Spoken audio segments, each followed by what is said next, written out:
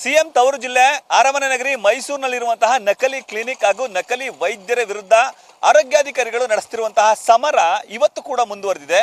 ನೀವು ದೃಶ್ಯದಲ್ಲಿ ಗಮನಿಸ್ತಿರ್ಬೋದು, ಇದು ಮೈಸೂರಿನ ಬೋಗಾದಿಯಲ್ಲಿರುವಂತಹ ಶ್ರೀದೇವಿ ನರ್ಸಿಂಗ್ ಹೋಮ್. ಮೈಸೂರಿನ ಪ್ರತಿಷ್ಠಿತ ಆಸ್ಪತ್ರೆಗಳಲ್ಲಿ ಒಂದು ಇದು. ಹೆರಿಗೆ ಮತ್ತು ಮಕ್ಕಳ ಆಸ್ಪತ್ರೆ ಇರುವಂತಹ ಈ ಶ್ರೀದೇವಿ ನರ್ಸಿಂಗ್ ಹೋಮ್ನಲ್ಲಿ ಒಂದಷ್ಟು ಅಕ್ರಮಗಳು ನಡೀತಿದೆ ಅಂತ ಹೇಳಿ ದೂರುಗಳು ಕೇಳಿ ಬಂದಿತ್ತು. ಈ ಹಿನ್ನೆಲೆಯಲ್ಲಿ ಇವತ್ತು ಮೈಸೂರು ಜಿಲ್ಲಾ ಆರೋಗ್ಯಾಧಿಕಾರಿಗಳು ಭೇಟಿಯನ್ನು ನೀಡಿ ತಪಾಸಣೆಯನ್ನು ನಡೆಸಿದ್ರು. ತಪಾಸಣೆ ನಡೆಸಿರುವಂತಹ ಸಂದರ್ಭದಲ್ಲಿ ಹಲವು ಲೋಪದೋಷಗಳು ಕಂಡು ಬಂದಿವೆ. ಈ ಕಾರಣಕ್ಕಾಗಿ ಹಲವು ಲೋಪದೋಷಗಳು ಕಂಡು ಬಂದ ಹಿನ್ನೆಲೆಯಲ್ಲಿ ಆಸ್ಪತ್ರೆಗೆ ಬೀಗ ಮುದ್ರೆಯನ್ನು ಹಾಕ್ಲಿಕ್ಕೆ ಇಲ್ಲಿನ ಆರೋಗ್ಯಾಧಿಕಾರಿಗಳು ಮುಂದಾಗಿದ್ದಾರೆ.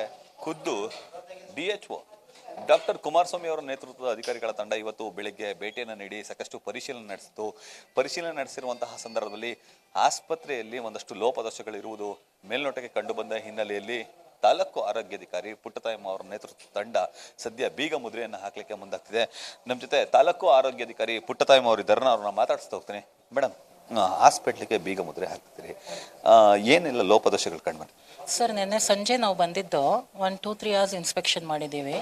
ಕೆಲವು ಸ್ಕ್ಯಾನಿಂಗ್ನಲ್ಲಿ ಫಾರ್ಮ್ಸ್ನು ರಿಜಿಸ್ಟರ್ಡ್ ANCಗೂ ಸ್ವಲ್ಪ ಟ್ಯಾಲಿ ಆಗಲಿಲ್ಲ.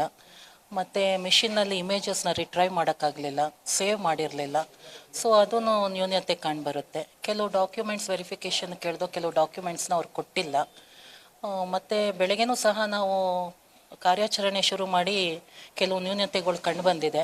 ಅದನ್ನಕ್ಕೂ ಎಲ್ಲ ವೆರಿಫಿಕೇಷನ್ಸ್ಗೆ ಡಾಕ್ಯುಮೆಂಟ್ಸ್ ಕೇಳ್ದೋ ಅದನ್ನು ಪ್ರೊಡ್ಯೂಸ್ ಮಾಡಿಲ್ಲ. MTP ಆ್ಯಕ್ಟ್ ಪ್ರಕಾರ ಕೇಸ್ ಶೀಟ್ಸ್ ಕೇಳ್ದೋ ಅದನ್ನು ಸಹ ನಮಗೆ ಲಭ್ಯವಾಗಿಲ್ಲ.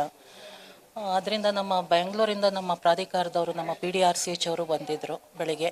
ಅವರು ಇದನ್ನೆಲ್ಲ ನೋಡಿ ಡಾಕ್ಯುಮೆಂಟೇಷನ್ ಎಲ್ಲ ಕರೆಕ್ಟ್ ಇಲ್ಲ, as per PCPNDT act and KPME act documents ಎಲ್ಲ ಕರೆಕ್ಟಾಗಿ ಇಲ್ಲದ್ರಿಂದ PCPNDTದು ಸ್ಕ್ಯಾನಿಂಗ್ ಮಿಷಿನ್ನ ಸಪ್ರೇಟಾಗಿ ಸೀಸ್ ಮಾಡೋಕ್ಕೆ ಹೇಳಿದ್ದಾರೆ. KPME ಆ್ಯಕ್ಟ್ ಪ್ರಕಾರ ನಮ್ಮ ಹಾಸ್ಪಿಟ್ಲನ್ನು ಸೀಸ್ ಮಾಡಿ ಅಂತ ಹೇಳಿದ್ದಾರೆ ಸರ್.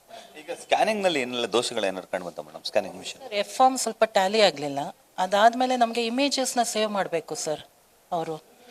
ನಾವು ರೇಡಿಯಾಲಜಿಸ್ಟ್ನ 2 ಇಯರ್ಸ್ದು 3 ಮಂತ್ಸ್ದು ತೋರಿಸಿ ಅಂತ ಕೇಳ್ದೋ, ಅದು ಅವತ್ತಿನ ದಿನದ್ದು ಸೇವ್ ಆಗಿರಲಿಲ್ಲ. 3 ಮಂತ್ಸ್ದಿರಲಿ, ಸೇಮ್ ಡೇಟ್ದು ಸಹ ಸೇವ್ ಆಗಿರಲಿಲ್ಲ.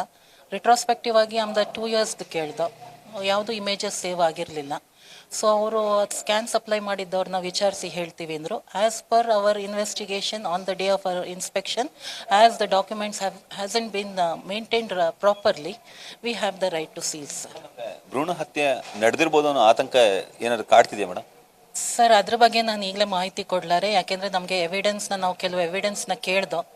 MTP ಆ್ಯಕ್ಟ್ ಪ್ರಕಾರ ಅವರು MTP ಮಾಡಿರೋ ಕೇಸಸ್ಗೆ ಕೇಸ್ ಶೀಟ್ಸ್ನ ಪ್ರೊಡ್ಯೂಸ್ ಮಾಡಿ ಅಂತ ಕೇಳ್ದೋ, ಅವರು ಕೊಟ್ಟಿಲ್ಲ. ಸೊ ನಾವು ಕೇಸ್ ಶೀಟ್ಸ್ನ ಟ್ಯಾಲಿ ಮಾಡಿಬಿಟ್ಟು ಅವರು ರಿಪೋರ್ಟ್ ಮಾಡಿರೋ MTP ಕೇಸಸ್ಗೂ ಕೇಸ್ ಶೀಟ್ಸ್ಗೂ ನಾವು ಟ್ಯಾಲಿ ಮಾಡಬೇಕಾಗತ್ತೆ.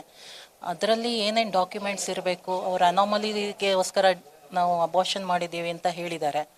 ಅದು ನಾನು ಕೇಸ್ ಶೀಟಲ್ಲಿ ನೋಟ್ ಮಾಡಬೇಕಲ್ಲ, ಏನಿದೆಯೋ ಇಲ್ಲ ಅಂತ ಡಾಕ್ಯುಮೆಂಟ್. ಬಿಟ್ಟು ಊಟಗಳಲ್ಲಿ ಕೂಡ ದಾಳಿ ನಡೆಸಿದ್ರಿ, ಅಲ್ಲೊಂದು 3 ಕ್ಲಿನಿಕ್ನ ಮುಚ್ಚಿದ್ರಿ, ಅಲ್ಲೇನು ಲೋಪದೋಷಗಳು ಕಂಡು ಸರ್? ಅವರು KPME ರಿಜಿಸ್ಟ್ರೇಷನ್ನೇ ಮಾಡಿರಲಿಲ್ಲ ಸರ್.